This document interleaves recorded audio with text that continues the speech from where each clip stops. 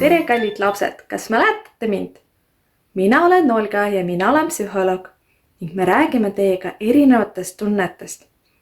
Täna me mängime teiega veel ühe põneva mängu. Ma näitan teile erinevaid pilte ja teie arvake ära, mida tunneb see inimene seal pildi peal. Kas proovime? See on rõõm. See on viha.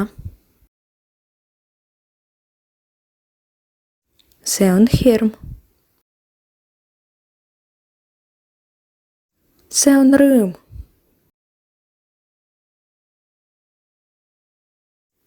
See on üllatus. See on vastikus.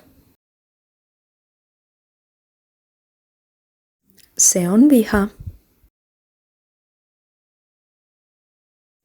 See on üllatus.